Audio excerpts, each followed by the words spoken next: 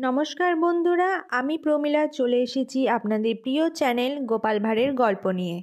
আজ আমি আপনাদের জন্য যে গল্পটি নিয়ে এসেছি, গল্পটির নাম শুরুতেই ভুল। তাহলে চলুন দেরি না করে শুরু করি আজকের গল্প। গোপাল তখন কৃষ্ণনগরের সর্বজন পরিচিত একটি মানুষ। তার প্রসার কৃষ্ণনগরের বাইরে বাংলার অন্যান্য ছোট বড় রাজ্যগুলোতে পড়তে শুরু করেছে। একদিন গোপাল রাজসভা থেকে বেরিয়ে পায়ে হেঁটে বাড়ির দিকে চলেছে। হঠাৎ রাস্তায় এক ভদ্রলোকের সঙ্গে তার মুখোমুখি দেখা হয়। ভদ্রলোকটি কোনো রকম ভূমিকা না করেই বলে উঠলেন, "কি গোপাল, তোমার ব্যাপার কি বলো তো?"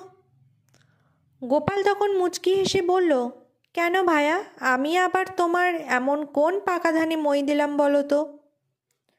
ভদ্রলোকটি বললেন, "আরে না না, ওসব ব্যাপার মোটেই নয়, আনন্দের ব্যাপার, খুশির খবর হে গোপাল।" তখন গোপাল বলল, "তোমার খুশির খবরটি বলেই ফেলো না।" ভদ্রলোকটি বললেন, "ব্যাপারটি হচ্ছে, আমার শ্বশুর বাড়িতে তোমাকে বহুবার দেখেছি। কি ব্যাপার বলো তো গোপাল, তুমি কি সম্বন্ধে আমার শালা হও নাকি?" তখন গোপাল বলল, "দূর পাগল কোথাকার, শুরুতেই এমন মারাত্মক একটি ভুল করে বসলে ভায়া। আরে তোমার শ্বশুরই যে সম্বন্ধে আমার শালা হয়।" ভদ্রলোক এবার মুখ বেজার করে ছাতাটি নিয়ে নিজের মুখটিকে আড়াল করে হনহন করে হাঁটা চলল। তো বন্ধুরা, এই ছিল আজকে আমাদের গোপাল ভাঁড়ের একটি ছোট গল্প, শুরুতেই ভুল।